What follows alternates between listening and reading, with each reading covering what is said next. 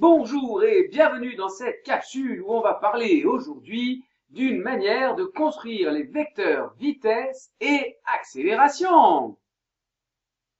Alors, prenons l'exemple d'un mouvement comme par exemple celui de cette balle de tennis dont on cherche à étudier les caractéristiques de vitesse et d'accélération.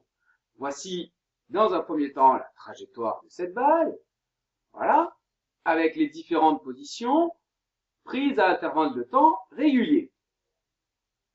L'intervalle de temps entre deux photos sera pris ici dans cet exemple de 40 millisecondes. Et voici les différentes positions occupées par la balle qu'on notera M0, M1, M2, etc. Alors comment construire le vecteur vitesse à un instant donné?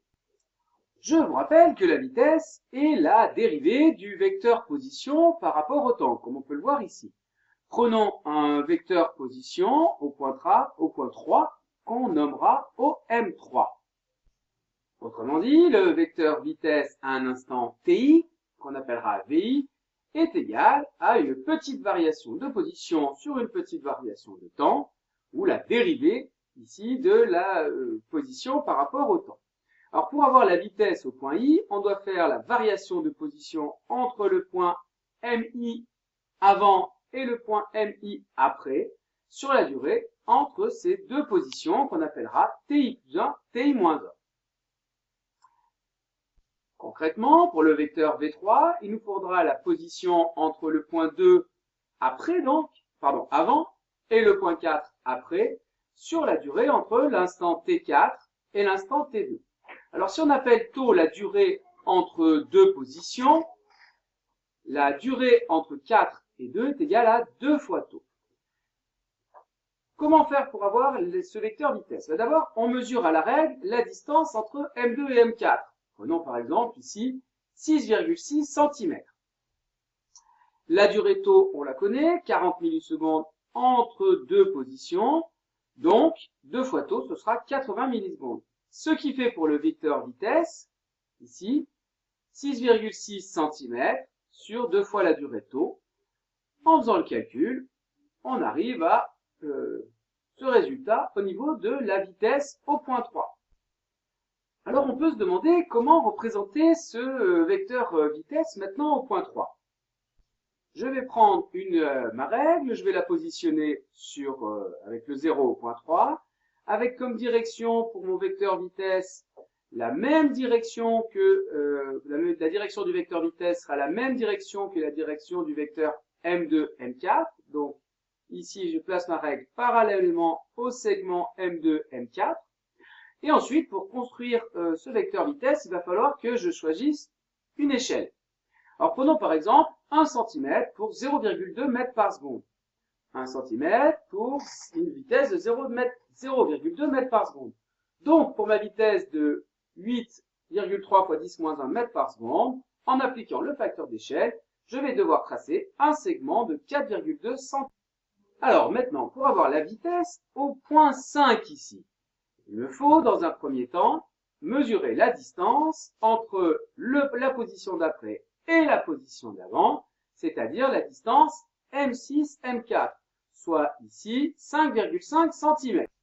Pour calculer la vitesse V5, je fais donc M6, M4, soit 5,5 cm, que je divise, encore une fois, par 2 taux. 2 fois 40 millisecondes, puisque la durée taux entre deux positions est de 40 millisecondes. Donc, entre M4, j'ai 40 millisecondes, 80 millisecondes. 2 fois 40 millisecondes. En appliquant la relation qui est là, je vais trouver cette fois-ci une vitesse un peu plus petite. Voilà, la vitesse au point 3 était de 8,3 10 moins 1. Donc, au point 5, la vitesse, on a ralenti en arrivant vers le haut de la trajectoire, on réaccélère un petit peu, mais la vitesse est un peu plus faible que la précédente. Elle est ici, d'après le calcul, de 6,9 fois 10 moins 1 mètres par seconde. En appliquant l'échelle qui est ici, donc 1 cm pour le vecteur vitesse représentera une vitesse de 0,2 mètres par seconde. Après, en appliquant le facteur d'échelle, je vais trouver 3,5 cm. Donc, pour tracer le vecteur vitesse au point 5, je prends ma règle, je la place sur le point 5, je prends la direction parallèle à la direction M4, M6, ici, et je vais tracer un vecteur vitesse d'une longueur de 3,5 cm, ce qui, avec le facteur d'échelle, représente cette vitesse. On y va, on trace le vecteur vitesse, et voilà, c'est fait. On va voir maintenant comment tracer le vecteur accélération. Alors le vecteur accélération, on l'a vu, c'est la variation de la vitesse sur le temps. C'est une petite variation donc du vecteur vitesse en fonction de la durée. Comment tracer le vecteur accélération, par exemple, au point 4? Alors il me faut la variation de la vitesse au point 4. La variation de la vitesse au point 4, c'est la vitesse d'après moins la vitesse d'avant, divisé par la durée entre le point d'après et le point d'avant. Le point d'après et le point d'avant. Ce qui revient à faire la vitesse V5 moins la vitesse V3 divisé par 2 taux. Alors attention, ce sont des soustractions, des variations de vecteurs. Donc, pour construire la variation de vecteur vitesse au point 4, je vais tracer V5, mais attention, je le trace V5 sur le point 4, donc je prends le vecteur V5, je le redessine ici, mais au point 4, je prends le vecteur V3 et je représente moins V3, ici, ce qui me permet désormais de tracer le vecteur V5 moins V3, c'est-à-dire le vecteur delta V ici, ou delta V4, à cet endroit. Donc, j'ai la variation du vecteur vitesse au point 4. Comment calculer maintenant la valeur de l'accélération? Alors, je mesure la longueur du vecteur variation de vitesse au point 4. J'ai environ 3 cm ici. Mais attention, c'est une variation de vitesse, c'est donc pas en centimètres, mais en mètres par seconde. Alors, j'applique le facteur d'échelle. Alors, plus exactement, delta V faisait ici 2,9 cm. 1 cm représente 0,2, ce qui veut dire que le vecteur delta V représente une vitesse, donc 2,9 cm fois le facteur d'échelle. Donc le vecteur delta V représente une vitesse de 0,58 mètres par seconde. La variation de vitesse au point 4 est de 0,58 mètres par seconde. Pour avoir l'accélération, il me reste à diviser par 2 fois taux. Encore une fois, taux, c'est la durée entre deux événements. 1, 2, 6. Donc taux, 40 millisecondes, 80 millisecondes, ou 2 fois 40 millisecondes. En effectuant le calcul, on obtient une accélération, ici, de 9,3 mètres par seconde, après, mètres par seconde moins 2, après avoir fait ce calcul.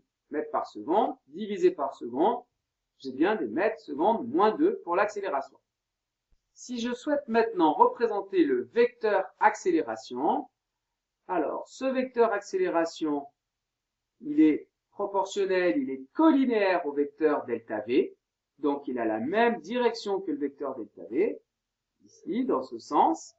Et au niveau de sa longueur, je choisis un facteur d'échelle et je vais prendre par exemple 1 cm pour 2 mètres secondes moins 2 comme facteur d'échelle pour représenter le vecteur accélération. Voilà, j'espère que cette petite capsule vous aura permis de comprendre un petit peu mieux comment est-ce qu'on détermine des vecteurs vitesse et des vecteurs accélération. C'est peut-être pas la partie la plus sympathique du cours de cette année, mais je l'espère, grâce à cette petite vidéo, vous comprendrez un petit peu mieux et vous arriverez d'autant mieux à traiter ce genre de questions dans les exercices. Voilà, je vous dis donc à plus en classe!